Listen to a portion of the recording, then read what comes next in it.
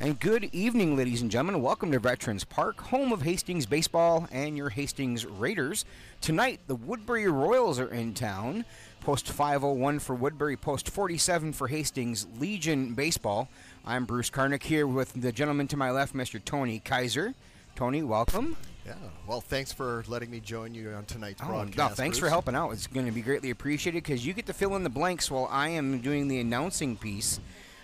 We've got a lot of stuff going on up in the press box, and unfortunately we're a little short-staffed with bodies, so I'm pulling multiple duties here and announcing and doing the play-by-play broadcast, so you might get a little bit of a weird pop every once in a while if I mute myself, or you might just get the weird pause when I am waiting for a batter to step in, stuff like that, and I'm talking on the mic in the stadium. So how you doing, Tony? I'm doing fantastic, Bruce. Well, you know, I'm sure you're probably going to lay the setup here for the fans and that stuff, but it is a beautiful evening out here at the park, Veterans Park. It is. And so with that, I'm excited. Leading off, number 12, Jack Huberty. So we've got the Woodbury Royals. They're wearing primarily white uniforms. They got the blue socks or blue stirrups for some of these guys with the blue stripes across the chest. Of course, we've got the Raiders in their blue tops, white pants, blue socks, yellow lettering. Nice contrasting uniforms, and both teams look great, of course. Second pitch delivered already from Simon Hedin. Just in that amount of time, 2 pitches, bang, bang. Unfortunately, both of them were balls. Yeah, it should be quite interesting to see how Simon settles in. He's been out just a little bit over the last week or so, him getting back into game after game action should be really exciting to see, again, how he settles in as a pitcher. Yep, and the third pitch falls in there for a strike. Fourth one, though, does end up as a ball. And the thing for Simon, too, is, he's been gone a little bit from the Hawks side of things. But he has seen some action as a Hawks player as well, so he's got a lot of baseball in him this summer already. Now batting number 20, Braden Mishkoff. So Mishkov is a left fielder. Simon did walk the first batter. We'll get in the swing of things here in a little bit, folks. It just takes a couple times for us to figure, a couple batters for us to figure out the rotation of when to break, when Tony will take over and talk, and me and whatnot. So runner on first, ball thrown high, and that is going to get by Sandquist, and it looks like it is going to advance the runner on a wild pitch. Yeah, Bruce, when I was watching Simon on that delivery, one of the things I'm seeing is he's just a little bit out of time with his body. And again, that's just one of those things, if you're not practicing and you're not doing it a lot, those things will happen. And again, that's why it'll just be interesting to see how long it does take for him. Yeah, and I think he's been out and about, like, what is it? I think didn't he visit college or something? He may have. I know he was gone for a little bit, but yeah, for those who don't know, he will be going to the university, or Northwestern University in Evanston, Illinois, by Chicago. Very bright young man at that. Yep. Second pitch, the batter, Mishkoff, set up for a bunt but pulled back, so that was a ball. 2-0. Nobody out, runner on second. And we do have Director Hunter Pinky to my right, so we've got, 3 bodies up here at least. 2-1 now to Mishkoff with Hedin on the mound. I don't know if you noticed a little bit earlier, Bruce, but Jake and Simon met at the mound. My guess is maybe they had their signals crossed a little bit, so they went and straightened that out, and hopefully that'll pay dividends long term here. 2-2 delivery. Simon looks and fires. That one fouled off toward the grandstand of, the picnic table over there by the concession stand. Our big grandstand over there. Absolutely. Oh, it sounds like we just got a car. So. Something. The interesting thing for, like, Jake is, again, he's been playing hawkball. That one driven hard into left field, but McGrath is there to make the out. So we got one down. Nice recovery after how things got started, so that's a good indication. Now batting number 10, Thomas Pristine. So you will get the, unless I decide to mute in between, I figured it just kind of makes sense to do both at the same time, and you'll get the big voice, when I do the batter announcement. First pitch delivered, ball inside. Well, I kind of like that anyway, because now it's an opportunity for the audience to figure out who's batting, get a better sense of who they're seeing at the plate, on the mound, or anywhere. And that one delivered there for a strike, so he's 1-1 with one out and runner on second. You can see that Jack Huberty out on second, taking his lead. Simon kicks and fires, swung on.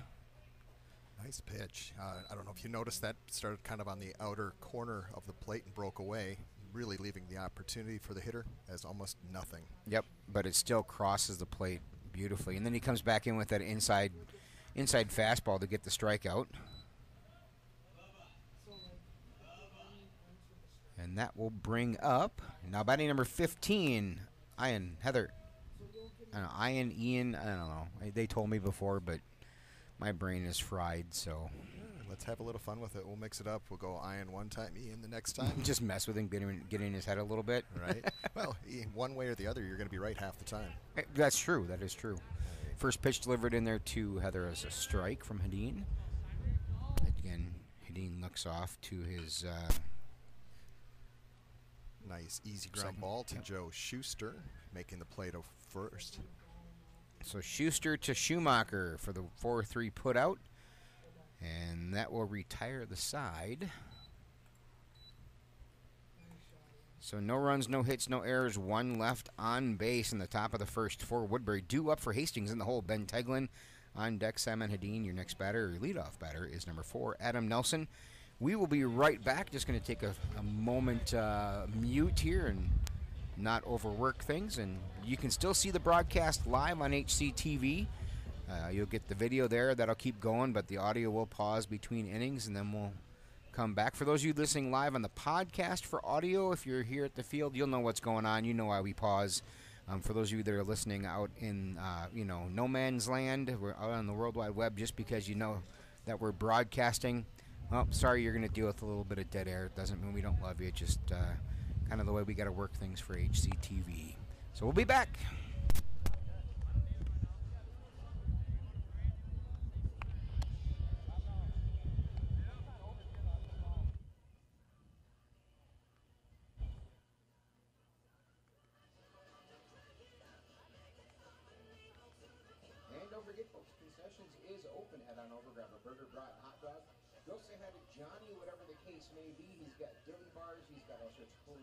Beverages. Your patronage over there is greatly appreciated. We do reinvest a lot of the money that we get in concessions back here into the field. One of the projects we're working on is a brand new scoreboard. Got something in the works for that. More importantly, where we need the money to go right now is a new backstop to make this view better. And we got some work going on that. So if anybody knows a structural engineer, please come talk to me. I need their help.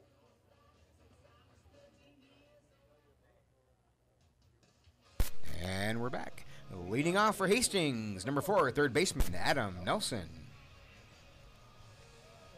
And I was just checking out things, Bruce, as we were between innings and that stuff, and they were panning the crowd, and there's some good-looking people out there this evening. Well, yeah, we're here. But they weren't showing us. Oh, gotcha.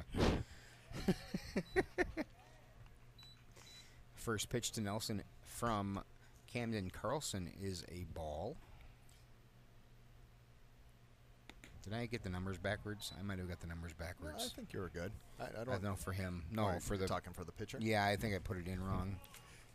Well, 4 is 4. Oh, it's 4. Wait a minute. Hold on. No, I'm really messing with you this evening. Why is that doing that? Oh, I see. Whoops. It's Sam Mose.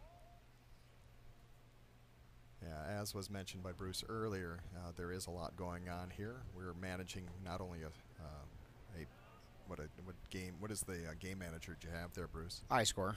iScore, and we are also doing the scoreboard itself and trying to call the plays. So, again, much going on. We got a 2-ball, excuse me. I think we're at 3-2 now. Yeah, I think we're 3-2 now. So we've got a 3-2 count to the batter Nelson, and we're waiting to see this next pitch, see what the result of this at bat is. And Most kicks and fires. That one hit to center, but the center fielder does not need to go very far to catch that one. And Nelson will be sitting back down on the fly out to center.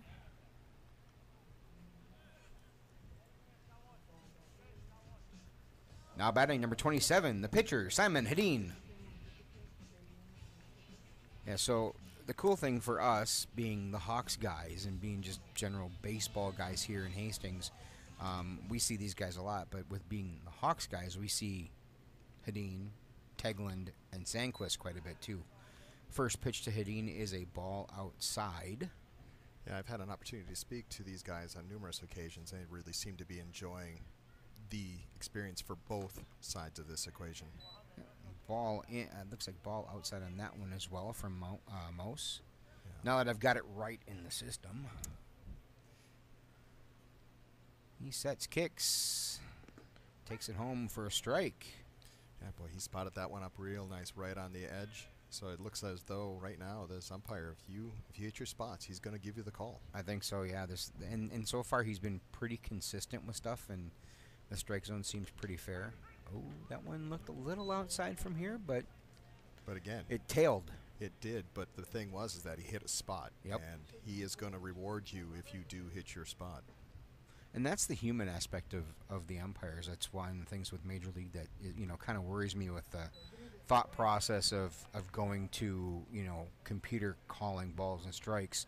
That one a ball outside by the umpire. 3-2 now.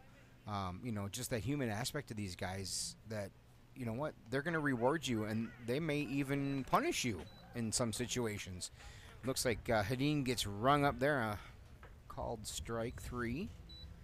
Now batting number 15, Ben Tegland. But the punishing piece, like we saw in Rochester against, with the Royals and the Hawks, where, the normally calm and quiet and cool and collected Sandquist back there turns around like after a pitch comes through right down the gut, and the umpire calls it a ball. He stands up, takes his mask off, looks at the umpire and goes, "What do you want?" That is crazy. I don't know if I even through all the years that I've pitched, and I've pitched for, oh my gosh, I don't even want to begin to count because it makes me feel old when I talk about it. And that was a ball outside. 2-0 was the count. No score, nobody on. Yeah, from time to time you'll see that. You'll see an umpire miss a call, but you sure as heck hope that they don't miss the obvious ones. Right. So 2-1 now from Moss to Tegland. Benny T's been hitting the ball well. He's been seeing the ball well. For Legion.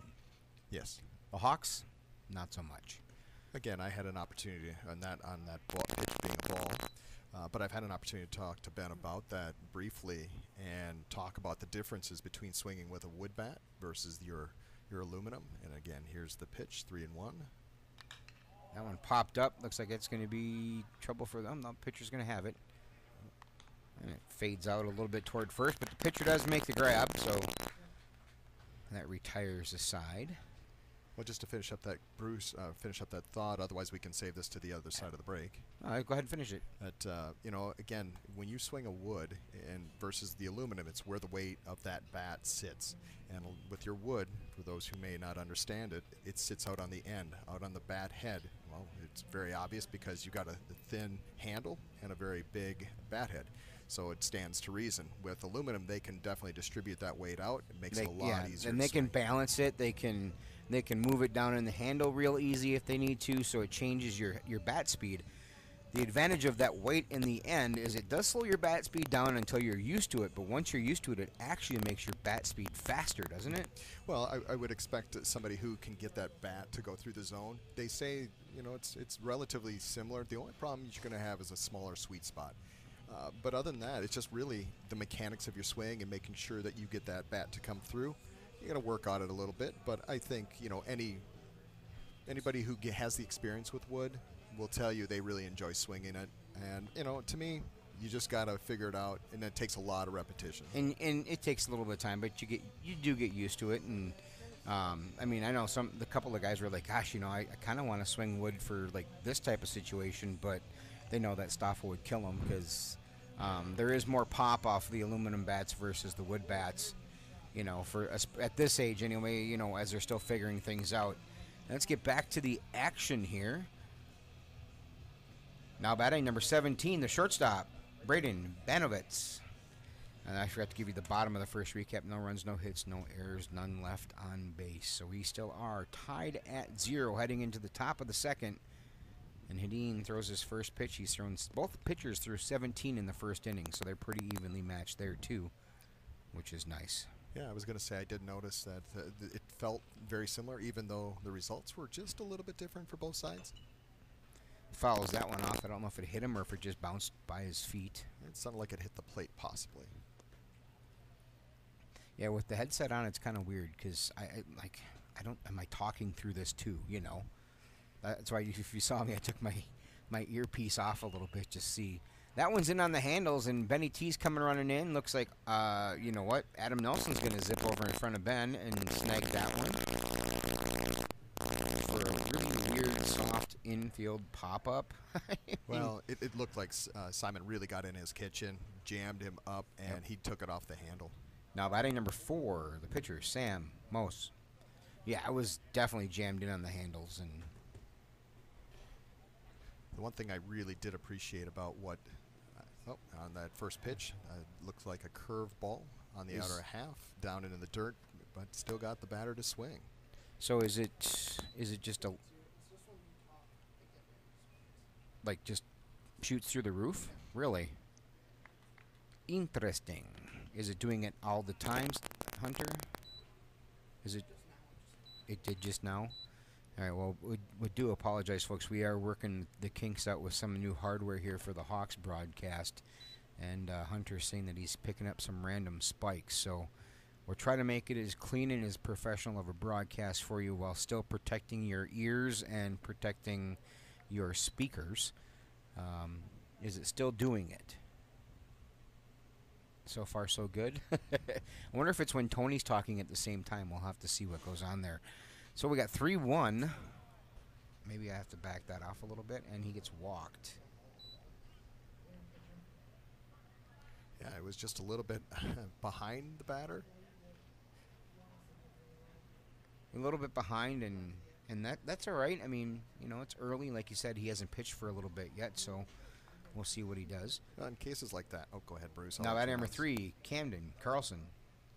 As a pitcher in those situations, especially with 3 balls, I always wanted to just hit the guy. The reason is it's a dead ball. He can't advance.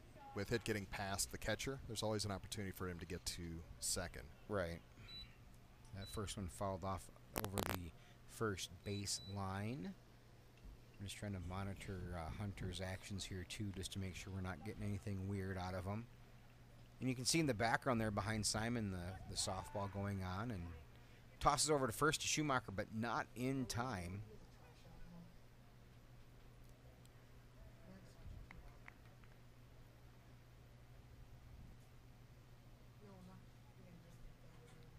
A nice slow pan. Nice job on the camera work. Ground ball towards second.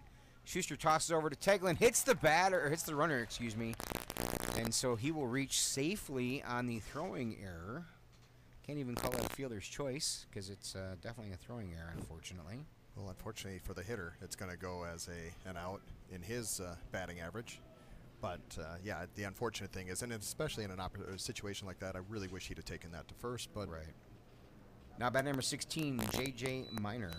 So I got to figure out now, because if I go in play with that, how do I... Well, it's still... Well, I'm just going to put it in as an error, and... Looks like the run's going to score from second on the line drive to right. While I get this scored, a throwing error there, and then the line drive to right for Minor. Score and advance the runner to second. Is it doing it still? Very random.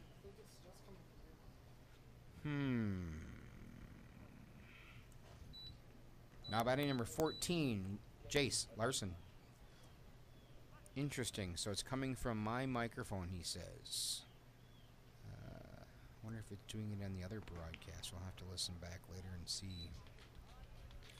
First pitch is a strike. So here's a question, Tony. Let's do something here on that mixing board. I'm going to turn me down a little bit. I'm going to turn you off and see what happens. Just for a moment to see what happens there. Wild pitch. So it's was a strike and a wild pitch? Did he swing? Oh, pass ball. Ah. Oh, come on, Jake. So you got a strike and then a passed ball. Allowed the runners to advance. 0-2 delivery from Hedin. Swung on and missed. Gets a strikeout. Unfortunately, the runners did advance. Is it still spiking over there, Hunter? Is it behaving now? It's behaving now? So I'm go ahead and turn Tony back up here just to see if maybe that would be, you know, the combination of the two of us might be the issue. I don't know. We'll find out. But you do need to clear the count there. Oh, no, never mind. No, it didn't. I guess I misread one of the calls by the umpire. What did he say?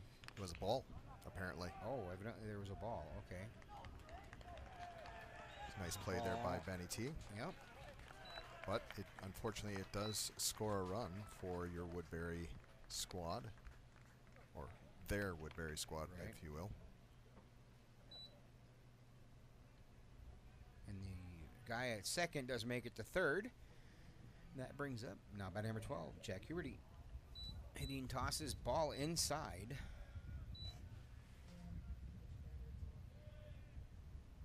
Again, just off to a little bit of a rough start here. Ground ball towards Ben again at short, tosses over to first and gets the out in time. Nice scoop from Schumacher. Yeah, it just goes to show you how important each individual play is there, Bruce. If Schuster, you know, was able to get that out, that really would have been important. I get I get and appreciate him attempting to get that out at second, but it would have been nice if he'd have taken that to first and just got the sure out. Correct. All right, so hopefully they give me enough time. I'm going to pause for a moment here. 2 runs, no one hit, 1 error, 1 left on base. Do it for Hastings. Jerry Schumacher on deck is Nate Demlow, and your next batter is Jake Sandquist.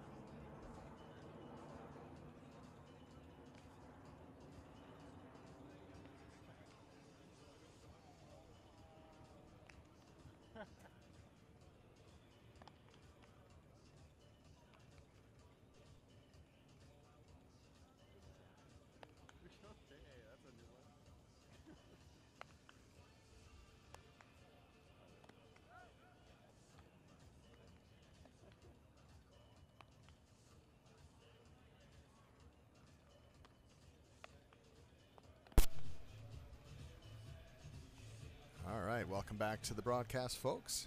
And again, thank you for joining us this evening.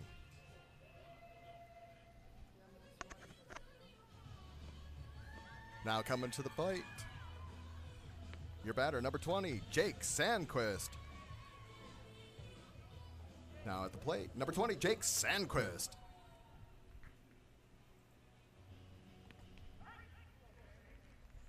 First pitch delivered to Jake is a strike on the outside corner. Well, I tell you, if you haven't been out here in a while, this field is looking fantastic. As on pitch number 2, you see Jake drive it through the left side between short and third, giving us our first hit of the evening for your Hastings Raiders. Now batting number 21, Nate Demlow. Coming to the plate is Nate Demlow. Off to a good start for this second inning. Coming out to pinch run for Jake Sandquist, your catcher. Not pinch run, but courtesy run is Caleb Kimmis.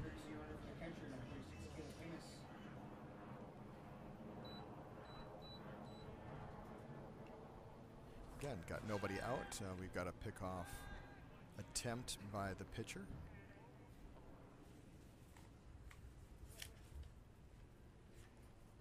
I'll tell you, Nate has been hot as of late. He's really been seeing the ball well. striking it well, finding the gaps on his swings, and especially when he makes contact, obviously. But Nate is definitely a very seasoned and savvy ball player. Definitely knows what he sees and what he's after, and usually makes the most of every opportunity. On the second pitch of this at bat, Nate took, he showed to bunt, but took a curveball away, low and away at that. Again, we got Caleb leading off at first, and again, we have another pickoff attempt by the pitcher. I'll tell you, the couple times I've seen Caleb run, I have really seen him get down the line really well. I do think there is an opportunity as he gets a little more seasoning under him, because I think he took a year off of ball. But once he learns how to leverage and utilize that speed, I think could be a real threat on the bases. One of those guys that could take an extra base for you in a important situation. There you go. On that pitch, we have a ball low and in the dirt. Nice block by the catcher. Definitely keeping that in a place where it keeps Kimmis at first base.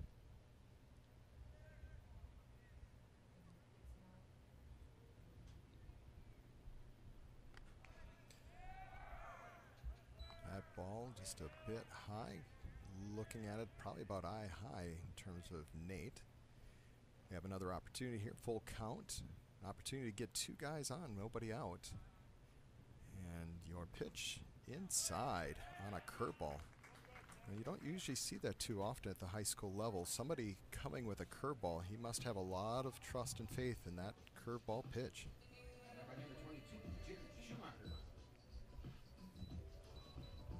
Hi, Tony. Good job. Thanks for covering for me. Well, Bruce, welcome back. You know, medication is always fun, right? Well, it depends on how you're getting medicated. Well, when it makes you have to utilize the facilities extra times, it's never fun. Schumacher follows that one back. Well, that was a big old hack there, yes, huh? It was. And that one went over the press box here, straight back, actually. More of a reverse home run, I guess you could say. Hey, remember when we were talking about getting that new backstop in? Maybe that would have been held up by the new backstop. That might have been.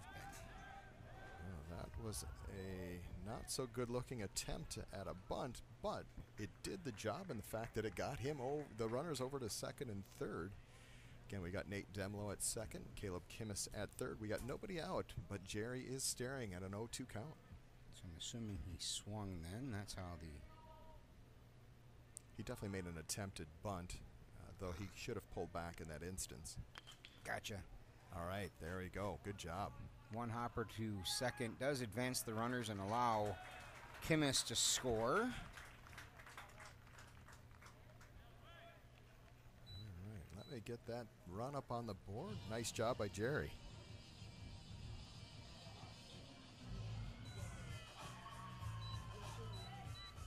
Now batting, number 10, Ben Kaiser. Snoop Dogg. I don't know why he doesn't like that walk-up. Well, he hits well to it, and for whatever reason, he sees a lot of curveballs, just like that first ball. Ben is one of my favorite players on this team. I can't imagine why. It's not because he shares the same last name or anything, right? Yeah, well, maybe. Maybe. I mean, it's not because he was, produced by you and your lovely lady. Right.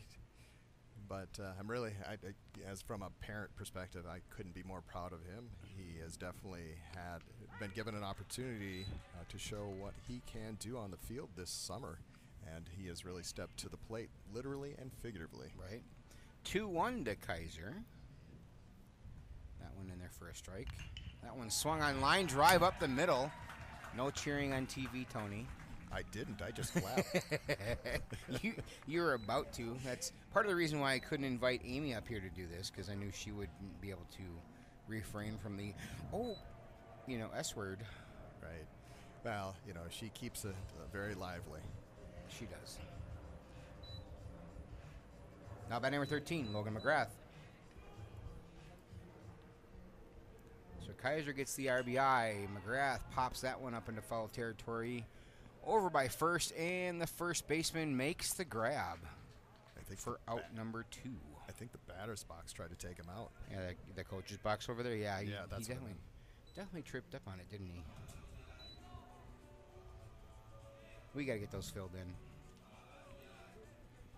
Now by number 3, second baseman Joe Schuster. There's an opportunity for Joe to keep this inning going. Another kid that needs a chance to kind of show what he can do. Well, lucky for him, he's a junior. Yep. And I think he's got. It looks like he's got the tools to do it. Right, and this is, that's why, the potential high school coach of Ryan Stoffel over there is, playing some of these kids. It gets him a chance to see what they can do and what he might have for next year. If he doesn't end up getting the job, I don't know who all went for it. Wild pitch there in the dirt will move Kaiser to second, rounding second to head toward third, but holds up just a few steps past the bag. So 2-1 to Schuster with Kaiser now in scoring position on the wild pitch. Again, now another great opportunity. Just got to put that ball in play. And big old smile from Ben there. Kaiser grabs his lead, ball in the dirt again, but this time the catcher is able to make the stop. And the throw down to second, not in time because Kaiser was off. He was baiting him. That was 100% on Ben to bait the guy to throw to second. I'm sure he looked like he really had that planned out. Oh, absolutely. Did you see the look on his face? I did on TV. Right? Yes, I would say he had that. Yeah. I would say he had that planned planned out. out. That's the question. Well, he had a big old smile when he made it to third. Yeah, he's just waiting for one more wild pitch, and he'll be in. And I'm going to call that a stolen base because I don't believe that the guy dropping the ball at second would have mattered. I would agree with you on that. I think he was there regardless. I don't think the guy at second had chance to throw him down. That would be Camden Carlson. Now batting number 4, third baseman Adam Nelson. Nelly's been doing all right on the year. He's pretty solid at bats and really solid in the field, which is nice to see. Absolutely. Toss over to first, not in time. So what do you think? Should we get in the mind of the manager a little bit here? What do you think? Do you think they're going to steal here? Do you think they're going to set something up, maybe leave early, try to get in a rundown to get the run from third? I think he should steal, honestly. That one's going to be flied out to right center and should be caught by the center fielder and is, so that does retire the side, but not before the Raiders get a couple back to tie it back up. We'll give you the final line here just one quick second. 2 runs, 2 hits, no errors, 2 left on base. We're tied up at 2, heading into the top of the third here at Veterans Park. Woodbury Royals, Hastings Raiders. Due up for the Royals. In the hole is Ian Heather. On deck, Thomas Pristine. And your next batter will be 20, Braden Mishkoff. And we'll be back here in just a few moments.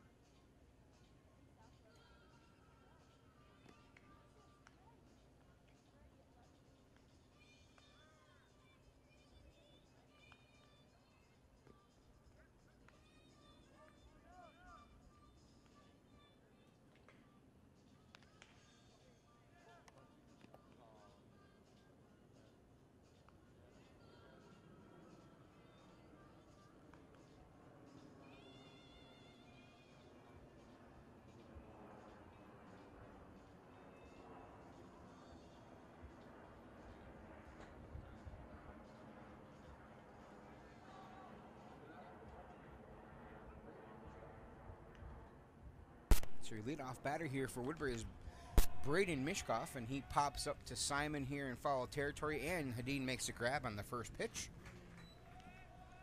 Well, that was really efficient. I didn't even have to put the number up on the scoreboard. Right? Pop up. Call that a medium pop up, and he caught by the pitcher. Now batting number 10, third baseman Thomas Pristine. That brings up Pristine, who's 0 for 1 today with a strikeout swinging. Where are we at for pitches?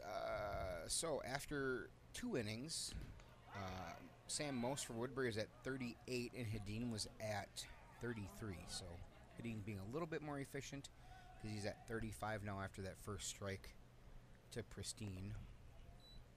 And it just took Simon a little bit to settle in. And Yep. It's pretty common. Usually your starting pitchers, boy, that first, if you can't get to him the first 1 or 2 innings, you're probably not going to get to him. Right. And hopefully that trend bodes well for Simon in this case. I should lower that screen just a little bit if I can reach the string. I think I got the string. Except for Hunter's cord is in my way. Looks like it missed just low, just below the knees. That's okay. But you know what, folks? The one thing that you'll discover here is we have a good time. We give each other a hard time. It's out of love for each other that we pick on each other. I promise. But we still are going to pick on each other. It's even worse on Hawks broadcasts, I'm not going to lie. I got to ask, why are you bringing this up? I don't think we've been picking on each other. No, we yet. haven't, but I picked on Hunter a little bit with his cord being in the way. Now, batting number 15, Ian, Heather. Ian, Ian. Yeah, I went Ian last time, so I said Ian this time. Right, so now Like you you got said, your 50-50. You're right. 50-50, I'm right one time. I'm sure he'll appreciate it. He'll go back and watch the broadcast and really take that in and soak it in. Be mad that I said it wrong once and be happy I said it right once. First pitch swung on the handles, over to Schuster, tosses it to Teglin and over to Schumacher for the double play. I hope that I'm guessing from Hunter's reaction to my right that they got a cool looking shot on the video there. I was too busy in the call, so I didn't get to see it, and the lag on my screen is not quite fast enough to catch all of it. But that's all right. Well, I got to tell you this, though. When I was watching that play, one of the concerns that I had is that was a bit of a cue ball shot. And as it was coming out to Schuster, that ball is spinning, and it's a hard ball to kind of pick up clean. He got it clean, got it right over to Teglin. Yep. And Teglin really transitioned out of that flip into that double play nicely. When you get that weird English on the ball and it hits the grass, you have no idea where it's going to go. And you've got to be really watching that spin, just like the batters watch for the spin on the pitches. The fielders will watch that spin on the English ones there just to see if they can figure out where it's going to go. And yes, he made a great play to get it over to Teglin, and then Teglin made a great throw over to, hi Jake, look at Jake smiling. Jeez, that kid is such a ham. He's big old smile on the camera, walks in front of it like, show my picture on TV. And then, of course, Jerry's got to get his big melon in the way. Hey, the good ones always know where the camera is, right? Oh, and he does. He legit does. If you've seen his Facebook profile picture, at least it was the picture I took of him at Rosemont. Yeah. And he happened to look over and see me taking the picture and just big cheesy grin. I'm like, good God, kid. You know, I think I've seen that photo, and if I remember correctly, everything in the background was kind of that faded look, and you could he was focused right in on that. Yeah. Leading off, number 27, Simon Hedin. Talk about your cheese. It was definitely there. It was definitely there. And then Hedin got the, Copacabana walk-up song, because I didn't switch it over fast enough. First pitch swung on. This is going to be a habit for both pitchers. The left fielder, not sure where it's at, but he does make the grab. Yes, he made the grab. Yeah, the circus was in town for that one, It Bruce. really was. It was. Looks like he was doing a little Cirque du Soleil ballet routine out there, maybe Disney on Ice. Now batting number 15, Ben Teglin. Let's just transition this to summer, and we'll just call it ballet on grass. Ballet on grass, there you go. Except I don't know if it was the most elegant. No, that it definitely wasn't. First pitch to Teglin is a strike. You know, Bruce, I'd like to pick up on certain observations. It's kind of weird that when Simon pitched his last half inning, he started with a first pitch out on a fly ball, and then here came back with a curveball strike. Right. And now a third pitch strike, or ball, excuse me. Very similar starts. Ground ball to second, tosses over to first for the out, so Teglin is retired. Easy 4-3 put out. That went Camden to Heather. And that brings up, he's getting this walk up again. And the girls love that. I don't know if you heard that or not. But now batting number 20, Jake Sandquist. It's so funny. I love having the kids out here watching the games. First pitch to Sandquist is a strike. Well, they definitely bring an energy that you don't typically get from just a set of parents or grandparents, that's for sure. Correct. 0-1 delivery, 2 out, nobody on. Strike number 2. Another breaking ball. Yeah, the only difference on that one, Bruce, is I thought that was a little bit low. You see where the catcher picked that ball up. Unless it had that big of a break, I really think that was a ball. Jake check swings that one. It kind of pops up, and the catcher thinks he's got a chance. And did he drop it? It looks like he dropped it. That's a heck of a shot there on our screen. I'll tell you what. Did he have the shot there, Hunter? I think it was just a little delayed. Just missed it by a hair on the switch. Ah, that's okay. But it was a great attempt, and it was kind of neat to see that catcher flop into the dirt there. Just flopping. And Jake is looking at the catcher like, hey, I'm a catcher, man. Nice job. Nice try. And I appreciate the fact that you didn't catch it. Yeah, exactly. But now, was that a routine one? Meaning, should he have caught that? And if Jake gets on, is that an error? Well, if you're asking my opinion, that should have been caught. Okay, so you're saying that should have been caught. I would agree with that should have been caught. So now the trick is, according to the rules, that if Jake makes it on base, either with a walk or a hit, that it is technically an error. That last ball that Jake just took looked very similar to the first, the second strike that Jake took in his at-bat. Ball high, full count now to Sandquist. 3-2, 2 out, nobody on, tied at 2. Woodbury has 1 hit, Hastings has 2. Oh, Jake thought he had the base, and he was tossing the bat over like it was a walk, and he was called strike 3. So, sorry, Jake, sit down. Yeah, unfortunately, it's a little tough when you're the starting catcher and the umpire does that to you because, you're trying to build that relationship with the umpire, and you definitely don't want to show him up, but you also want your calls when you're working with him. Mm-hmm. That is for sure. So the bottom of third, recap. No runs, no hits, no errors, none left on base. Simon Nadine is sitting at 41 pitches, 17 balls, 24 strikes. Sam Mose is sitting at 49 pitches, 23 balls, 26 strikes. So both pitchers are pretty even. Again, Hadine's a little bit more efficient.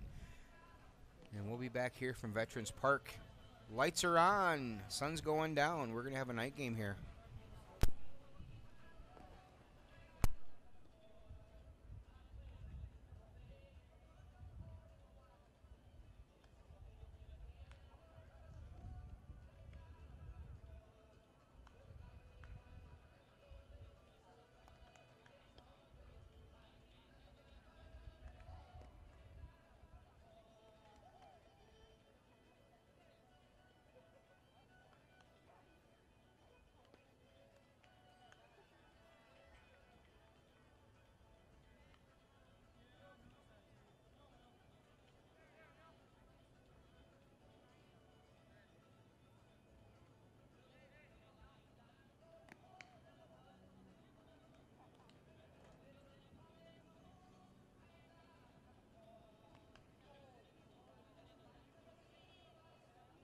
And welcome back to Veterans Park. Hastings, Woodbury, 2-2, top of the 4th. Legion Baseball. Now batting number 17, Braden Mishkoff. So Mishkoff's shortstop is 0 for 1 today with the fly out. He actually popped up to Hadine back in the second, I believe. Yeah, boy, I'll tell you, if you were in that Woodbury dugout down the first base side, you had to keep your head down on that ball. Yeah, that's another one of the projects that we do definitely want to work on here. And that's called strike from Hadine. So 0-2 now to Mishkoff. One of the things that we want to do along with the backstop is do either some major renovations and repairs to the dugout or just completely replace the dugout, kind of like they have them in River Falls, where they have the netting in front and it's actually out away from the net, and the poles are out, away from the dugout. Basically eat in a little bit to that fall, the warning track fall territory section. Yes. The fourth pitch of the bat, he is working hard there, number 17. I don't know, what's his name again? Banovitz. Yeah, he's good. He's 3 out of 4 pitches have been fouls. And that one's number 5 foul. Are we getting to the quality at bat stage yet?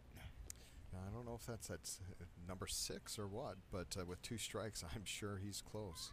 Yeah, that's pitch number 5 from Hedin. Yeah, if I were sitting on the mound at this moment, I would work up in his kitchen a little bit. Yep. Come back with a high inside fastball, maybe? Yeah, that's what I would have preferred. Here they took him a little bit up in the zone, but out of the zone. The reason I would have liked to have gone up and in is just change the eye level and the location of the ball and where it was pitched. Well, and instead of going up, he's going down with that pitch in the dirt. So now it's 2-2, but he's got 2, 4, 6, 7 pitches. So I guess technically that now qualifies as a quab. Hedin tosses outside, full count now, so 3 straight balls from Hedin. That's the pitch I would have expected out of him. However, what I would have liked to have seen is start on the hitter, throw it on the hands, and let it break across the plate. Right. There it was. Got him swinging. Still quite a quality at bat for Banovitz, but unfortunately for the Royals, nothing happened out of it other than the strikeout. Now batting number 4, Sam Mose. It's really fascinating watching young pitchers and catchers, battery mates, if you will, go about the craft of pitching and working a hitter. It's something that definitely takes time to develop, and a lot of times you don't figure it out until you're well into your career as a player. Right. And, you know, the nice thing is Sandquist and Hedin have been playing together for a while. First pitch to Mose is a ball. He did walk earlier for his one at-bat, and strike swing in there. But yeah, Hedin and Sandquist have played together for quite some time. So they, 3 years, I suppose, they've been at least playing together. And one of the nice things when I was playing in college was having that pitching coach to really help you understand, truly understand. That was a nice curve ball down and away for a swinging strike. But when I was working with my pitching coach, he took the time to explain why you're doing certain things, what you're looking for in the hitter, how they're swinging, and how they're standing at the plate. Drop third strike, so we're gonna get a strikeout, and then he's gonna make it to first on the drop third strike as the ball gets behind Sandquist. That play is a bit unfortunate, only for the fact that the catcher knows that the curveball's coming, and he's got to do everything he can. He's got to maybe shift and slide his body over to block that. At least keep it in front of him. Turned. That's exactly right. Now, bat number 3, Camden Carlson. Yeah, if you don't keep it in front of you, then that's definitely an issue as far as third strikes are concerned. Anyway, ground ball towards third, tosses over to first to make the scoop, but no, it gets by him. So we're gonna have a throwing error on Adam Nelson. Just as I've been bragging about him being key on his defense. Yeah, it looked like he played that a little bit safe. I think he could have set his feet. He could have transitioned to more of a good base and throw with the feet. There he tried to throw that on the run, but it looked a little half-hearted. Uh-oh, I goofed up. We still have an opportunity here for Simon to get out of this inning. A nice sharp ground ball, double play turn can end this inning for the Raiders. Yeah, I hit the wrong button. I called him out on the drop third strike rather than the safe on the drop third strike. So I was like, why is there no base runner there on my screen? With that last pitch, the ball in the dirt, it got knocked down by Jake, kept it in front. Unfortunately, that allowed the runner from first to transition over to second base, putting runners at second and third with one runner out. So we're calling that one a pass ball or a wild pitch? I would say that was a wild pitch. It was definitely down in the dirt. Jake had to work to keep that ball where it was. All right, so 2-0 now from Hedin to J.J. Miner. I don't believe I announced him. Oops. Miner, big swing strike. It would have been my recommendation. Do that quick. Oh, go for it. Number 16, J.J. Miner. It would have been my recommendation. Again, this is just a feel for the game in that with the way the last 4 or 5 pitches had gone for Simon, I would have really wished Jake had taken a second to go out and settle his pitcher down. And I would think that, being the experienced catcher that he is, maybe he'll do that between this batter. Because it's 3-1 with 1 out, runner on third. Popped up over towards first for Schumacher in foul territory, and Jerry's over to make the catch. Looks over home. The runner does not go, so makes the grab in foul territory to help out his fellow pitcher, because, as we know, Schumacher's the number 2 pitcher for the Raiders, with Gedane being the number 1, at least from high school anyway. It's kind of a 1A, 1B. It really is. And now batting number 14, Jace Larson. That was a really big out, Bruce, and really well played by Jerry. To make sure that he was looking in case that runner decided to take off. So the first pitch delivered in there for a strike. So we got 0-1 with 2 outs. Runners on second and third. Nobody scored yet, so we still are sitting pretty good. Ground ball hit to shortstop. Teglin toss over to Schumacher at first for the 3rd out. Nothing hurt. Raiders get out of that one. Nice, easy 6-3 put out. And that will retire the side. So no runs, no hits, 1 error, 2 left on base. But nothing hurt because it's bottom of the 4th. 2-2 tied at Veterans Park. We'll be back shortly.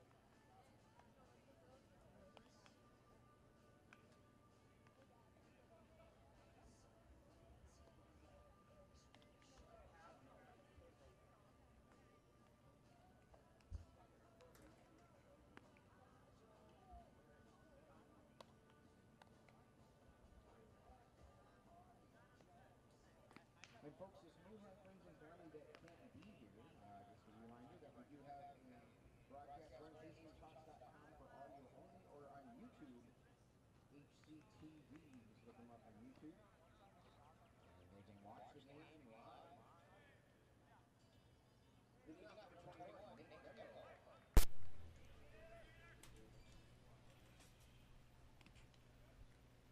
And welcome back to Veterans Park. We got Nate Demlo at the plate. First pitch, ball outside, gets by the catcher. If anybody was on and would have advanced, that would have definitely been a wild pitch. So both sides seem to be struggling with some control issues sometimes, and then hitting their spots pretty well others. So is that just a matter of age, or being young? I think a lot of it's just young, understanding your mechanics when something isn't going right, how to kind of bring yourself back. Again, there's another ball low in the zone. So 3-0 to Demlo, but then the other question is, how much have they played recently too? Because like the 15 AAA that was here last night, they played 6 or 7 games Thursday, Friday, Saturday, Sunday, and then came back and played Monday. Well, everybody was exhausted, so it was tough. They lost, unfortunately. Now batting number 22, Jerry Schumacher. Well, there definitely is an emotional side to the game, physically, mentally, emotionally, and sometimes you're right.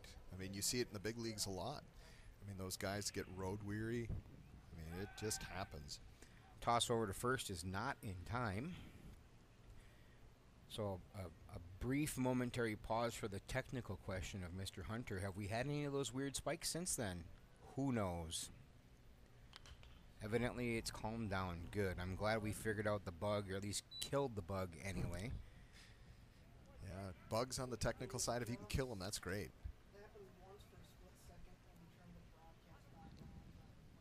Gotcha. Okay, well. Yeah, 0-1 delivery. Schumacher follows that one off the first base side. And strike. Should be interesting to see how well Jerry does this time around. Last Did time Demlo he walk? Yes, he did. That's what I thought. I evidently didn't hit the ball. It was a 4-pitch walk. Yeah. But Jerry was in the same situation. 0-2. He got a nice ground ball that really did some work. to help advance the runner. Oh, Ground ball to third is going to be an error. Hits him right in the glove and bounces up over his head. So Schumacher will reach on an error. it was well struck. You missed it when the Hawks were at River Falls. I got to tell you in a second here. Now batting number 10, Ben Kaiser. I think it was either Horsch or Jeske. Just crushed a ground ball. Like, I've not seen a ground ball that hard in a while to second base. And the second baseman catches the ball, but the ball pulls his glove off of his hand.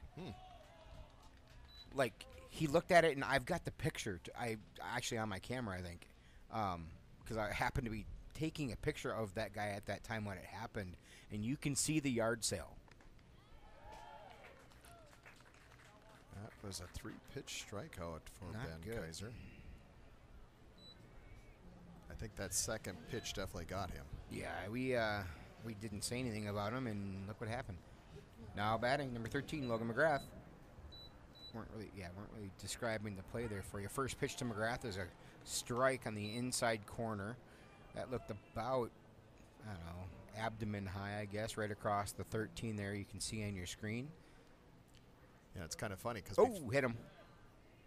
No, it didn't. It did not. It Wow. didn't. Wow. He must have done a little hop or a skip to get over the ball, or maybe it went right through his legs. I don't know. Pull a little Keanu Reeves in the Matrix there. Right. Big swing and a miss. So 1 ball, 2 strikes, 1 out. Runners on first and second with the error over at third to get Schumacher on first. Could have been a routine double play, 5-4-3, but unfortunately it was mishandled. That one delivered ball, so 2-2.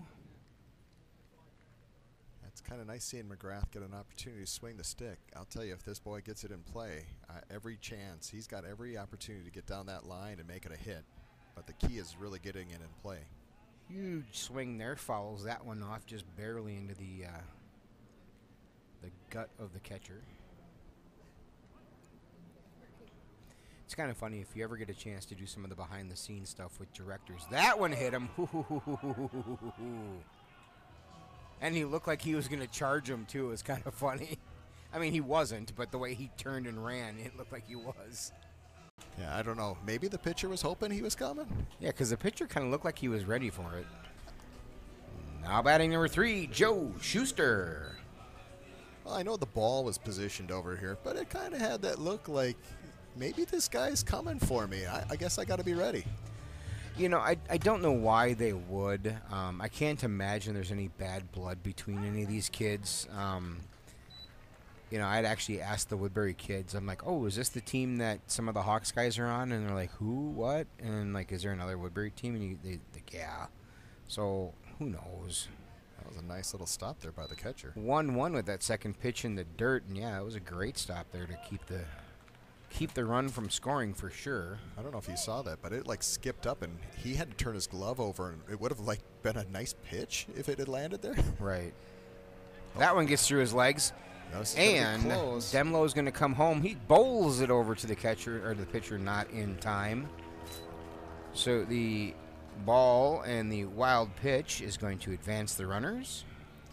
And it also gives your Hastings Raiders a 3-2 lead here. Yes, it does. All 3 runners advance, and we score 1 with Demlo coming home. That puts Schumacher at third. If another wild pitch gets by, will Jerry be coming? I don't know. I don't think so. It'd have to get to the back of the fence and stay there. Yeah, I would think so.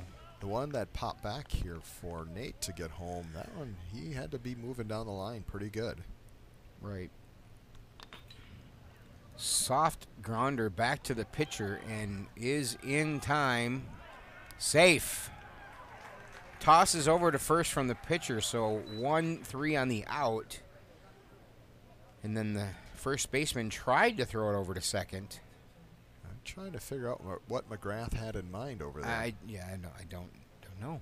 You can't go anywhere where the third base guy at third doesn't go. Well, and maybe that's what he was trying to do, is bait the guy to throw to second so he can go to third and Schumacher could go home. Now batting number 4, Adam Nelson. Who knows? Who knows? Sometimes you can't tell what these kids are thinking, right? You couldn't have said that any better. That's why they're kids, man, and that's what makes this entertaining. And that's what makes life interesting, I guess, when you're dealing with them, because sometimes you're like, what the heck were you thinking? 1-1 now to Adam Nelson. Just because you can run fast doesn't mean you should, right? Yeah, that's true. I mean, I think that's part of what gets him in trouble sometimes is the fact that he can run like a deer. Oh, yeah, that would make sense. So 2 balls, 1 strike, and Nelson 0 for 2 on the night. Fly out and a fly out. Both of them have been to center. Now the third one is going to be a pop out to the pitcher got it. This one I was thinking third base, but it looks like the pitcher makes that grab. So that should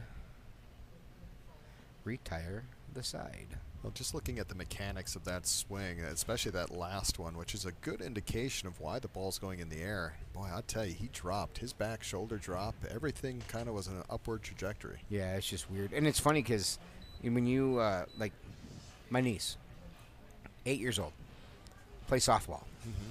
Traveling softball at 8. This is, like, most of them their first time ever playing softball. And it's clear because there's a girl, I got pictures of a girl at first when in their tournament that was literally catching, arm fully extended, but her glove, like her arm turned over like she's trying to backhand every catch. Interesting. And then, like, dropping every catch. It was just bizarre. You know, I mean, normally if your hand is up, but then turn your hand from noon to the 30 mark on the clock, and that's how she was trying to catch it. It was just bizarre. Yeah, isn't it kind of crazy the habits we form for ourselves? Form and the habits you catch people forming. Yeah. You know, when you're watching these things, again, they're 8, you know, so they're learning. And I'm sure that as time progresses, that she'll be taught the right way to catch. When you're dealing with, 13 8-year-olds and 15 8-year-olds, it's like, can't quite be on top of everything. Well, now you see why at the major league level, right? They've got so much camera and film. They really need it because these guys, even at that level, are forming those habits. Right. The incorrect ones that prevent success. Exactly. Hey, look at that. We got a shot of our cameraman. I don't even know who was over on that side. Hey, you got to wait. Leading off, number 12, Jack Huberty. I don't think he can hear. There's Max up in the bleachers. I know that's Max, and I believe the other guy was Ian. Well, I tell you, Bruce, obviously things could change here dramatically. I mean, you never know, but things seem to have settled in. There's a rhythm to this game. Yeah, Padin's about 11 pitches actually ahead of Sam Mose, he's at 74. Padin was at 63. So there's a strike there, and then the ground out. Right back to Padin for the 1-3 put out. And that brings up now batting number 20, Braden Mishkoff. Through the years of my having played, and especially once I got into college, the rhythm of the game, and we really focused on that quite a bit. Mm-hmm. That first pitch down and away for ball 1. But I can't tell you how much my pitching coach would sit there and literally work on our cadence as pitchers, because that cadence really has a lot to do even with the umpire, your catcher, and your fielders. Oh, yeah. That one popped up. The Sandquist has a shot at it, or is he going to yell about that thing? Nope, he got it this time. He likes to yell about the overhang, which is kind of funny. He always gotta get rid of that, Bruce. Gotta get rid of that, Bruce. It messes me up. I'm working on it, Jake. I promise. So the pop up to the catcher. Oops. Now batting number 10, Thomas Pristine. And guess what we can do? We can open up the blinds. You know what's hilarious about that, Bruce? You talking about that overhang. That's a ball 1, low and inside. Well, what's really funny about that, him saying that, is if he goes to catch the ball like normal and it hits it, guess what? It's not going to hit him. It's not going to be weird or anything. Mm-hmm. Second pitch down and away, ball 2. And the only thing that would be weird is if it catches the very front edge and it deflects back into the field. Right. Because if it's out of play, I mean, either way, the result's the same. It's a foul ball. Right. He can't be harmed in any way. It's just annoying. Right. But the plays are still the plays. But it still messes with him. And I can understand that. 3-0 delivery, ball 4, low and in the dirt. 4-pitch walk for Hadeen, who's now at 71 pitches. Now batting, number 15, Ian Heather. I said iron this time and last time. That's all right. Yeah, maybe you're batting 67%. Or maybe I'm batting 33%. Maybe. Let's stay positive in this broadcast.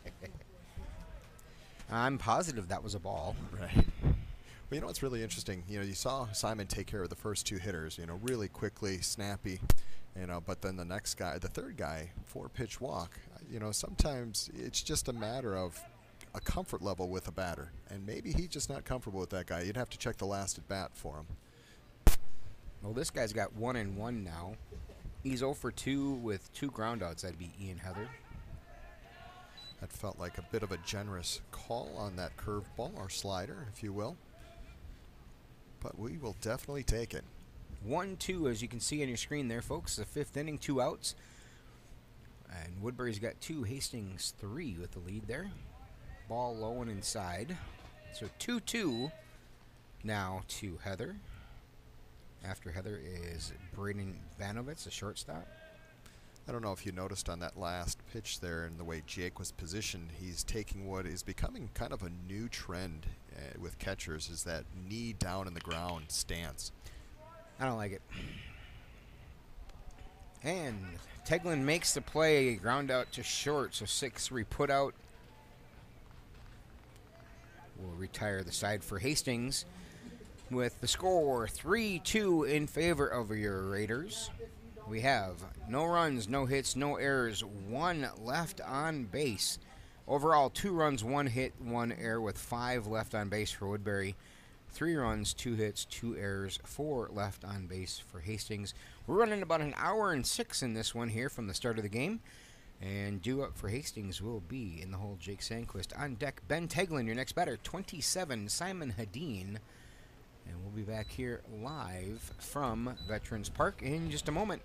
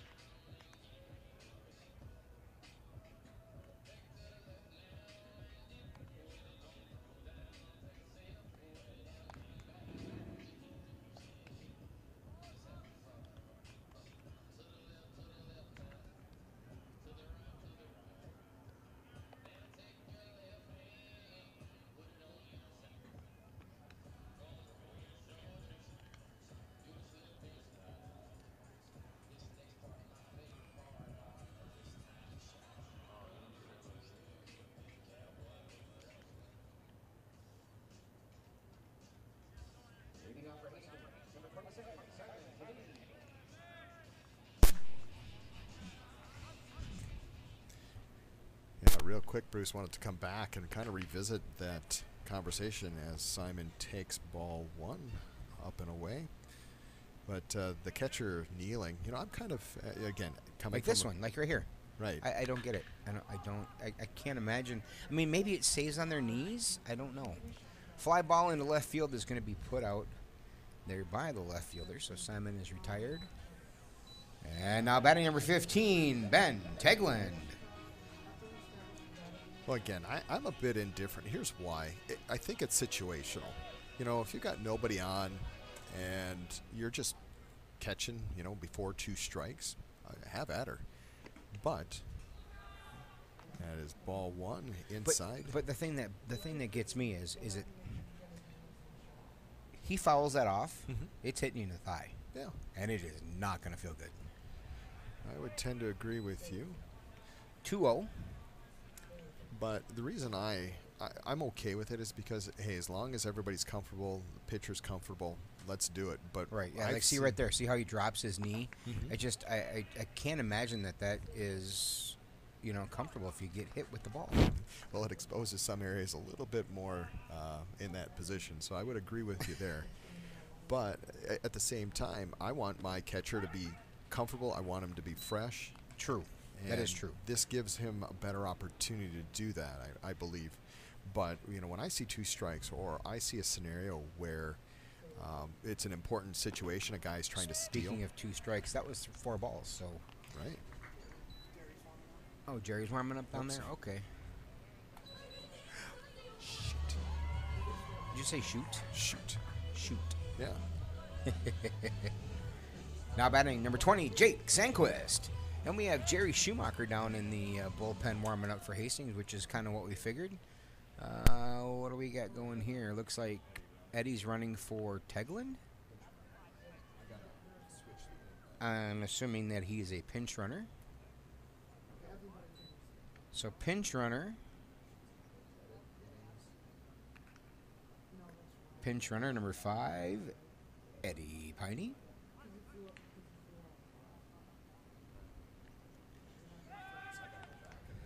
Oh, edit. Inning. What inning are you in? Well, actually, we are what? We're in the bottom of the 5th. There we go. Edit the scoreboards. We'll get that fixed. We'll get that fixed. That's okay. There's one out, by the way.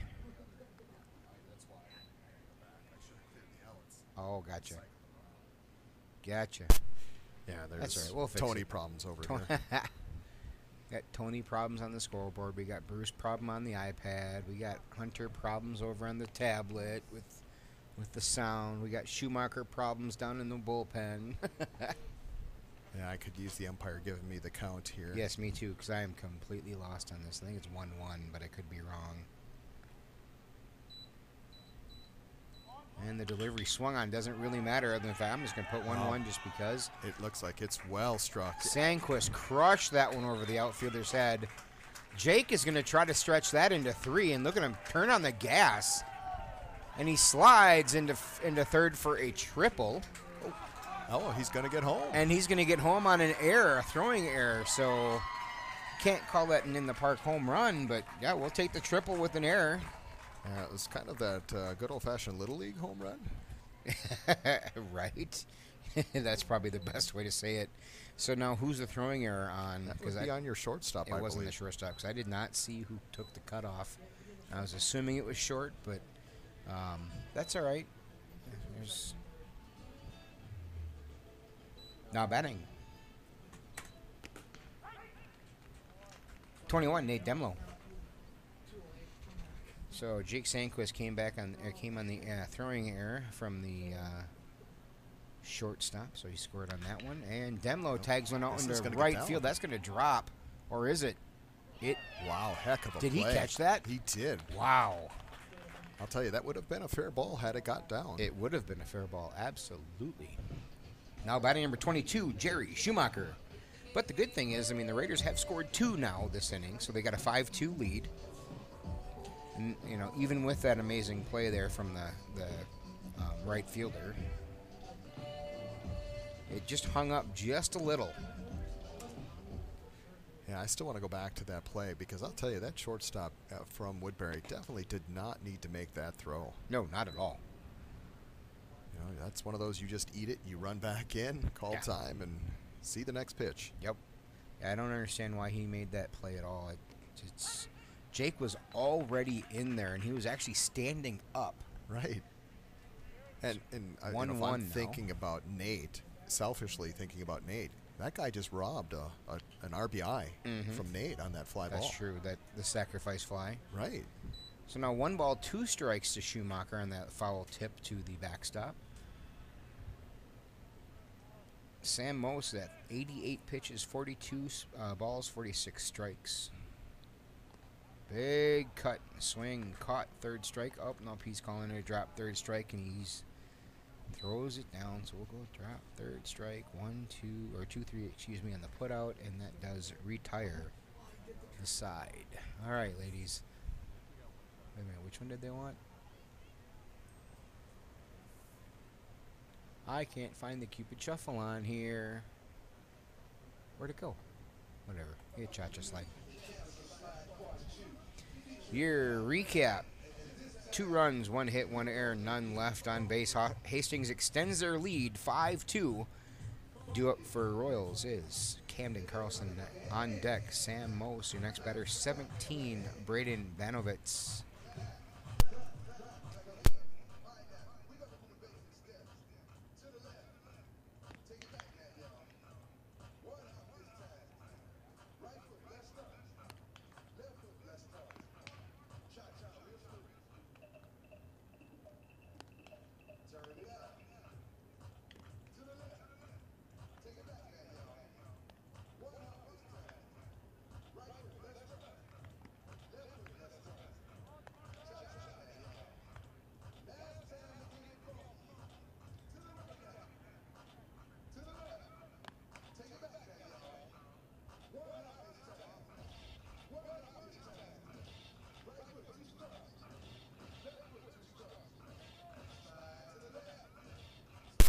welcome back to Veterans Park. Hastings and Woodbury, 5-2. The Raiders have the lead. Leading off for Woodbury, number 17, the shortstop, Braden Mishkoff. And it's funny because, you know, the players' girlfriends are here. And they're just always so much fun to have in the crowd. What, what is that, the cha-cha song? Yeah, it was Slide, cha-cha Cha-Cha slide. Slide. The Cupid Shuffle, wherever the heck I put that. I know I have it on here, don't I? Yeah, just got to look around and find it. I don't know. Simon quickly out in front, 0-2. That was a nice fastball on the outer half, low outer half of the plate. I swear I had it on here somewhere. Wow, tried to come There in it with is. a I found it. on the inner half with a curveball. Nice pitch, but it will go for a ball. So 1 ball, 2 strikes. And again, that's a spot where I'd really like to see him come with a fastball up in the zone as opposed to that curveball. I mean, if you land it, you're probably going to get the called strike because the guy's going to freeze up. But again, I would leverage kind of where that batter's seeing the ball. Oh, Jake knew that was a strike all the way. Because he popped up to throw that down to third in a hurry. Absolutely. Now batting number 4, Sam Mose. Yeah, Bruce, if you look up off in the distance up here by the water tower, you're starting to see some sky fireworks. Oh, uh-oh, there's lightning over there? Yep. Don't say that too loud. No, definitely won't. Okay, pitch to Mose. Fouls it off of his foot. A walk, drop third. He's 0 for 1 tonight. Give him a chance to shake it off a little bit. Actually, let's do this.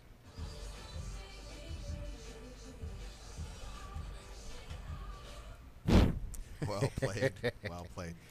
Oh, were you here? You weren't here for the Hawks game on Sunday? I was on Sunday. Were you on Sunday? Yeah, I was keeping the scoreboard with you. Oh, yeah, you were. I wasn't making as many mistakes that That's day. right. I only That's had right. one thing to focus on. 0-1. Yeah, so the Great Balls of Fire. Oh, yeah. Yeah. Because in that game, that was against Lake City. That ball was low. Yes, 1-1. But the catcher, yeah, definitely took one a little low and actually had to come out of the game after that. Yes, batter. he did. So let's call 4s wild. We have 4 aces up on the board. Not anymore, though. Ball, wild pitch, if anybody was on, so let's call that a ball. 2-1, 1 out, nobody on. And again, this is one of those situations where he's thrown 2 balls, a little erratic, and you'd like to just see him kind of settle down a bit. That one's fouled out of play, and we're going to go the car alarm for that one. Right. Over near the concession stand, there was a couple kids efforting for it. One of the boys took his hat off and was trying to catch it with the cap itself. Yep, I can definitely tell my medicine's kicking in. Good. Strike 3 called. Yeah, that was a nice bender Got him there. looking. Mm-hmm. And now batting number 3, Camden Carlson. Nice shot of Hadeen there. What play did He this? looks nice and relaxed, at least. Absolutely. What number 3 here? What did he do that got his back all dirty? 0 for 2 error. I have no idea. Oh, was he no? He wasn't the catcher. I don't know what he did. I have no idea. How do you get your back dirty like that? I don't know. I hope he washes his own laundry. I mean, I don't know if Mom would be too pleased with that. Right? Big swing and a miss. 0-2 now. So the batter has 2 strikes and not going to say it. Well, I'll tell you, that was a well-positioned pitch, though. It really was. Just in case Shomer's missing or listening, I'm sure he got a giggle out of that. That one fouled off into concessions again. So 0-2 still with 2 out. Hastings has lead 5-2. Top of the 6th. We do only go 7, which is kind of nice. Okay. The umpire just about caught that one. Jake turns and looks at the umpire. He's like, "You okay, Blue?" Well, I'll tell you this much. That down near took out his knee. Was that his knee or did it It went knee. It didn't go higher? Or it popped up. No, it never got quite that high. Okay. That darn near. But the umpires typically have those shin guards on anyway. It's true. Nice Strike pitch. 3 called. All 3. 1, 2, 3. Goodbye. All 3 batters he faced struck out looking. Oh, I know what I was going to do. I was going to play this for them. All right. Top of the 6th recap. No runs, no hits, no errors, none left on base. Hastings still leads 5-2. Due up for the Raiders is in the hole. Joe Schuster on deck. Logan McGrath, your next batter, number 10, Ben Kaiser. We'll be back here live from Veterans Park in just a moment.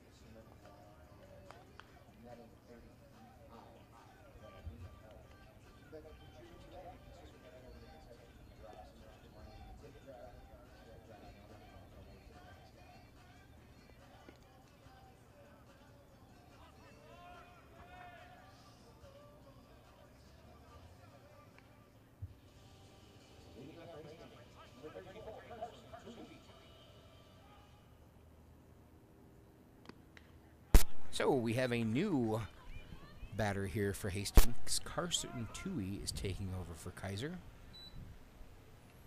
Whether or not Kaiser will be, re-entered or not, we don't know. I would think so from a defensive standpoint. Yeah, I can't imagine Toohey going out into right, but he could move some stuff around too. So strike and a ball. 2-1 now. Good hang there. Good read by Toohey.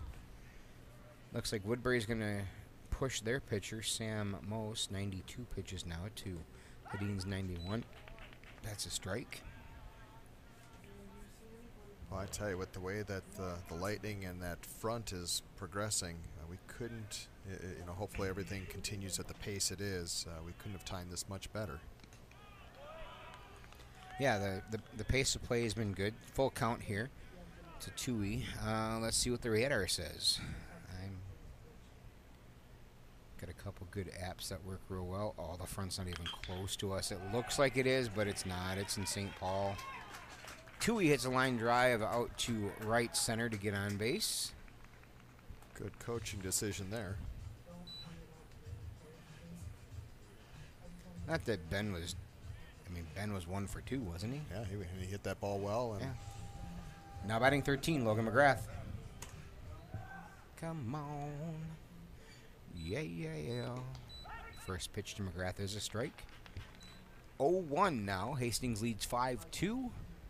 Your line for Hastings, 5 runs, 4 hits, 2 errors, 4 left on base. Can they close the gap on hits to runs? Maybe. Ball in the dirt, wild pitch. Going to advance Toohey to second. Lately I've been seeing some really weird statistical things. Like, for instance, in that Hawks game that we were referencing before against Lake City. Lake City actually got all 9 of their leadoff batters per inning. That's a 9-inning game. Got them on, and yet still lost that game. And they lost it 7-5, but it was 7-2 until the 9th. That's correct. So that's weird. Super weird. And again, they always say you come to the park, you're probably going to see something you haven't seen before. And that was definitely the case there. Weird soft ground ball to the shortstop, who tosses it not in time. I got to call it an infield hit. Absolutely. Did I not warn you that if he can just get it on the field, on the ground, he'd get a hit? Yeah. And it was a really soft single And, of course, Tui made the smart base running decision and made it to third. Now batting number 3, Joe Schuster.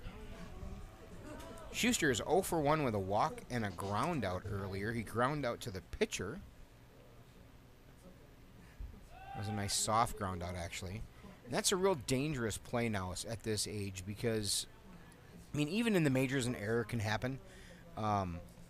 But it happens more frequently at this age, obviously, and you toss over to first, and if you throw that errantly with the runner on third, he's going to score. Mm-hmm. Yeah, I would expect it to happen, and I trust me, I've seen some weird stuff. I've seen guys going to do a front flip, and they toss it, and the ball goes whoop, sky high, and over the first baseman's head. Weird stuff happens a lot. So 1-0 delivery, ball in the dirt, but nice bounce catch by the catcher. That was about a 56-foot fastball. I got to tell you, with a lead of 5-2, first and third situation, I'd really like to see them send McGrath. Yes, and it's really funny at this age how when they throw a ball in the dirt like that, they start blaming it on the weird things like you just saw the picture there, kicking the mound dirt and trying to redo his footing. Dude, it's not your footing. It has nothing to do with your footing, especially with where he was kicking the footing. Hey, look at that. You got all the way over into the foul territory with the camera. Nice job. Did you see the effort by that guy getting the foul ball? Yeah, the effort getting the foul ball. He was hustling, too, over there. Ball outside, runner goes, and throw is not in time. Kicked out into the outfield, so we're going to call that one. I got to call it an error, but on the fielder, not on the throw. I'll tell you, that ball did get in the dirt, did it not? Okay, fine, yeah. I guess we'll go on the throw. So, well, Logan's still up, so that had to have been it's 3-1. It's 3-1, yeah.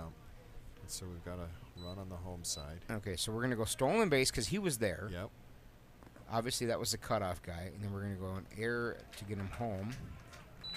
A throwing error on the catcher.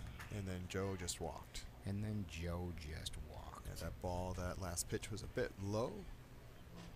And now batting is... Kimmis coming. Kimmis. Do I have a thing for Kimmis? I don't think I have a thing for Kimmis. How do you give him Arnold's? Oh, wait, yeah, it was. That's right. That's what I was... No, whoops. That's right. Now batting. 36, Caleb Kimmis. So we got him in for... Oops, wrong button. Ball. Caleb Kimmis. There he is. Yes. Again, this is a fantastic opportunity, I think, for Caleb to get some at-bats in here and start to put together stuff for next year. Oh, pops the bunt up. Goes foul, thankfully. The only thing I noticed on that bunting attempt is he was already starting to pull himself away and still hold on to the bat. Mm-hmm. Me being a left-hander myself, and I love the art of bunting. It is one of my absolute favorite things to do. And I'm terrible at it. I can't do it to save my life. Are you? Nope. See, that's a case where, hey, you hold your position. This is really a sacrifice. Let's get that ball down first before you're going anywhere. Right. Oh, no. And there we go. It's a double play. Double play, yep. And he popped that one up in the double play. So much for that opportunity there to, try anything. Bunt, pop up. I don't even know. Yeah, it's one of those cases, again, where you have to be really disciplined as not only as a hitter, but he's as a runner. switching everybody in. Yep, we got Mitch Iliff here at the plate. And I believe that went 2-4 to get the double play. That is correct. That was a nice play by the catcher. Yes, it was. The runner held up at first. Again, with a 6-2 lead, I'd really like to see them, unless you want to see Mitch get his at-bat in, this would be a fantastic opportunity to send your runner to try to get him into scoring position and pull in another run. So 0-2 to Iliff, 2-out runner on first. Hastings has the lead 6-2 on 5 hits, which is kind of an interesting combination.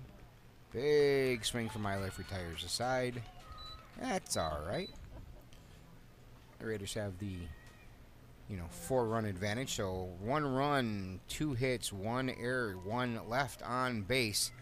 Sam Moles should be done for the day. 110 pitches total, 51 balls, 59 strikes, We'll see what the Woodbury coach does, but like I said, I'm guessing he should be done.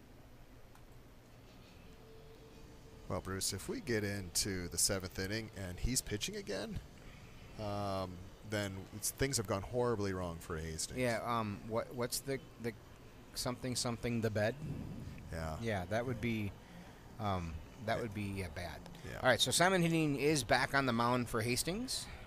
And out in right field, Ben Kaiser has re-entered. We do have McGrath still out in left. We still got Nate in center, Schuster at second, Teglin at short, Nelson at third, and Schumacher at first. Wait, so hold on. So, yeah, Nelson's back at third. I'm just going to do these. So, Nelson and then Teglin is back at short. And then, yep, Schuster's at second. Who's at first? Schumacher? Still Yep. got Schumacher. Do we have... Basically, everybody's re-entered. So all the starters who started the game in the field are back out there. Who is in center now? I don't remember. Nate Demlow. Nate Demlow, that's right. Yes, so we have everybody re-entered. All right, we'll go through the lineup changes back. Re-entering, Simon Hedin back at the mound, on the mound in pitcher spot. Schuster at second, Schumacher at first, Teglin at short, Nelson at third, McGrath in left, Demlow at center, Ben Kaiser in right. And now batting, number 16, J.J. Minor. So Hedin was at 91 pitches before this inning. Let's see where he finishes.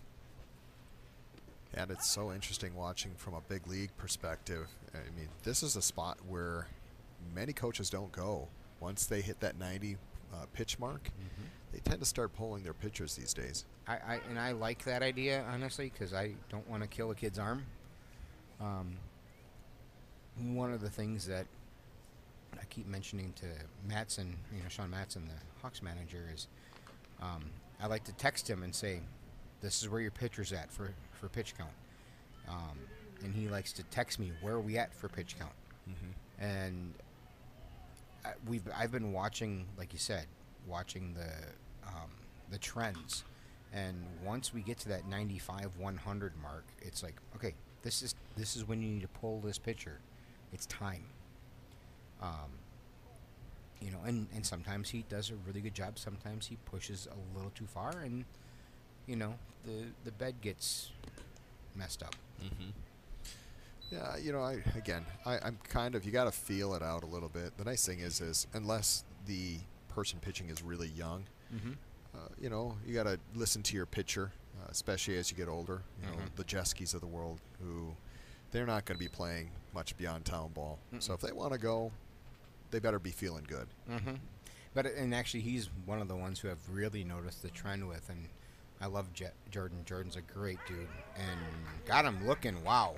Nice curveball. That was right a there. beautiful curveball. That just dropped out of nowhere.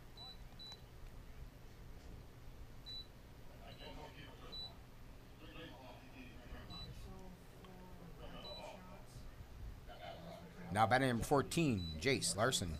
But I've even said to Jordan, I've told him flat out, I'm like, dude, once you hit 100, you got to quit. And he goes, what do you mean? I'm like, once you hit 100, you've got to stop. And he goes, why do you say that? And I'm like, because every time you get to that 100, that pitch mark, you start having issues. Oh, no, that's not the case. And I'm like, yeah, that's the case. And I started looking through stuff, and, that's the case. That's the nice thing about having the iPad is I can see the stats. And I can go back and look at the game and go, yeah, that's the case. You start pushing 105, you start struggling. And that's okay. Yeah. Do you see the splits on that? Heck of a game. Right. Oh, I agree with that. But do you see the splits? I mean, can you tell kind of statistically the ERA, hits, walks? I can't see the statistics, but I can go back and look at the individual plays, how they happened. Got it. So 3-1 now from Hedin to Larson. 3 straight balls there. And, yeah, so you can see this. You can see the play-by-play piece of it. And I can also look in the scorebook, because the way this creates a scorebook is textbook. Ooh, batter thought he was a ball, and he called it a strike. Yeah, it feels a little generous, but we'll take it. I'm going to agree with the batter on that, but hey, like you said, we'll take it. I think the umpire was distracted by the lightning in the sky. Maybe. That one's fouled off, so we're almost at quab status. And that's by traditional quality at bat, making the pitcher go, 7-8 pitches. Ball outside. The batter definitely, he deserved it, especially with that one missed call. And there goes Ben Piney out to the mound to talk to Simon to say, all right, Simon, it's time. You've hit 105. He's at 105. Maybe I missed one or two there, but I'm sure this is where he's going to make the switch, or he's just at least having the conversation of, all right, guys, this is what we've got to do. Looks like the ball got tossed over to Jerry. That would be my guess. Yeah, that was kind of what I was figuring was going to happen. It's really been fascinating in the sense that the last 3 Legion games I've been to, and I've seen virtually all of them this season, Jerry by trade has been a starter, but as of the last 3 games has come in a relief setting. And the first game in particular, he really struggled in that because it definitely is a different mindset. mentality. It's totally a mindset. And if you're not prepared for it, in fact, Ryan Selesky, the 15 AAA coach, and I, wonderful interview that I just didn't have time to fully type up for this week's edition of the Hastings Journal, talking about his 15s and that, the mentality that it takes. Like Evan, oh God, why can't I think of his last name now? Number 15. I know what you're talking about. I know exactly who you're talking about. Evan Nelson, there we go. Evan Nelson is one of those kids that has the perfect mentality. He's accepted the fact that his role is the closer. And when, that 5th inning, 6th inning gets close, he's mentally preparing to go in. Now batting number 12, Jack Huberty. And he's accepted that role, and he excels in that role because he's accepted it. And he realizes his team has told him how important his role is as the closer. Well, if you look across the landscape of baseball, and I would take this even down into lower levels, you're starting to see people relish that role, and you say accept. I say some look forward to it. You look at the type of pay some of these big league relievers are making these days. They're almost starter pay. Absolutely, and the value that they place on these guys is astonishing. So 1-0 delivery from Schumacher, swung, check swing. Well, either he went or it was a strike. I think either way that was going to be a strike. That actually was a pretty good pitch with a little bit of tail away from the hitter. Yep, and that's what kind of froze him and caused him to rethink his swing. So Schumacher sets with the 1-1 delivery, 1 out, and ball's a little bit high. The other thing that you notice with the weird stances, like we were talking with the catcher, like this batter, how he sets up there and then he'll kick. This time up there it is. He kicks his front foot out. That's one of those things that I guess I don't understand that either. Just because then it's an extra motion, it's extra energy that you have to expel to move back into a hitting position. Yeah, but this is more of my philosophy. I'm actually open to this, and here's my reason why. That last pitch high and in for ball 3. So full count. The reason I'm a big fan of it is it opens you up. It allows you to get your eyes and see the ball better. Gives both eyes to the ball. Now, the real key to this is when do you start your load process? Right. And if you're late, I do think for sure it causes a problem. Right. And for some kids, it might be a timing thing where as soon as they see that pitcher move, they are going to time their kick in and get themselves, like you said, in the load position. Now, batting number 20, Braden Mishkoff. So left fielder Mishkoff 0 for 3. A fly out to left, a pop-up down the foul territory first base line to Schumacher, and then a pop-up to Sandquist for his 3 at-bats. Ball way outside. That was actually almost in Prescott. Yeah, that's pretty true. He almost got to play the sounder just a bit outside. Tried the corner and missed. Right. And the other line, of course, is he's not the best color man in the business for nothing, folks. That's right. Absolutely. Fly ball hit to right. Kaiser should have that, but didn't let it drop in front of him. It just died on him. Yeah, that was kind of an odd play. I thought he had that pretty routine. Yeah, and that's what I thought, too. I thought it was going to carry out to him, and it just didn't. So it fell in front of him, and all the batters will advance from, or all the runners will advance. So base is loaded now for Schumacher. Now batting number 10, Thomas, pristine. Third baseman, pristine. Strikeout swinging, walk and walk. He's 0 for 1 on the day. Schumacher pitching from the windup gets his first pitch strike. Yeah, unfortunately, this brings the tying run to the plate, which is not something we were very keen on early in this inning. No, I will agree with that. Ball high and inside, so 1-1 delivery now. I'm wondering if, looking at this screen, that must be the vocals there for us. That's all I can think of. Huh, that's kind of cool. Sorry, just technical side of things is having a monitor that's kind of cool to watch. But you can see, look at that. Look at how nice and clean that fence line looks now with that green windscreen out there. With this view from the stands. Imagine what that'll look like when we have a nice net. Fly ball to center field, and the center field is there to make the grab. The sacrifice fly is coming in, and the throw to third is not in time, so the run will score, and Adam Nelson holds the ball to get it back to Schumacher for the there's now 2 outs. Sack fly. Yeah, I'm just curious as to whether or not the outfielders if they're seeing the ball well, because even Nate, I thought that was a routine fly ball. Nate kind of checked up, and then all of a sudden he needed to get back to make that catch. So I don't know if they're seeing this ball very clean off the back. And I've personally been out here at Vets with fly balls, and they can come out a little bit of goofy out of that the stands. Right, and that's one thing that some of the guys have actually commented on.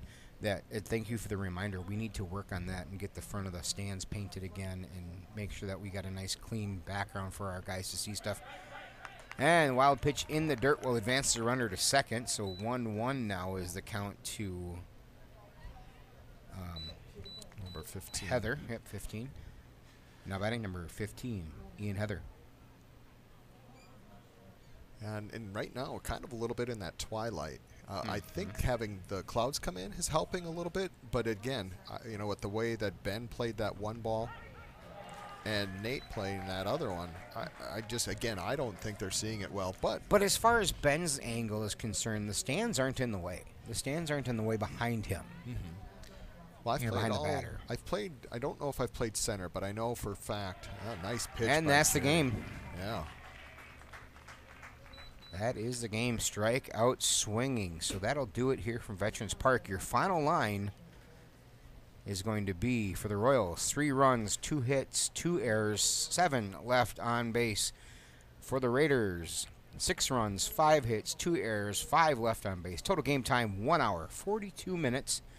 And the boys played well again. They finished up a real nice nod to the parents and to the seniors night tonight. What else can you say about tonight? Yeah, the only thing I would add, and this goes back to early on when we started talking about this game and looking at the pitching and that stuff, you saw the starters settle in, they found a rhythm, and the fielders seemed to get in line behind them. And we saw a pretty clean game with the exception of a play or 2. Exactly. I mean, there was only well, actually, there were actually 5 errors in the game, but it still was relatively clean, though. Yeah, I thought clean. So. Well, the chances that were missed were plays that were a little more challenging, and so they weren't like the worst mistakes. And so anyway, really nice to see them get this win and pull it out and head into this weekend tournament up in Detroit Lakes with a win. Yep, so the boys are going to be playing in Detroit Lakes. We won't have any coverage there, audio or video as far as I know, so you just have to kind of keep an eye out from parents putting stuff on Facebook. Saturday, the Hawks are in town, 2 o'clock against Dundas, and then Sunday in Red Wing, 2 o'clock. So if you're looking for some baseball, you can go up to Detroit Lakes, come to Hastings. Rivertown Days is in the house. I'm ready whenever you are, Hunter. We'll just kind of keep filling the stuff up. But greatly appreciate having you guys here. Appreciate all of HCTV does for baseball here in town and for the high school sports. Coming live from Veterans Park, your producer, Hunter Pinky, myself, and Tony Kaiser on the announcing, camera operators, Wesley Papp, Ian Andrasiak, and Max Slocum, and of course Hunter Pinky for graphics. Until next time, I'm not sure when that is. Hunter, I'll let you know. See you, bye.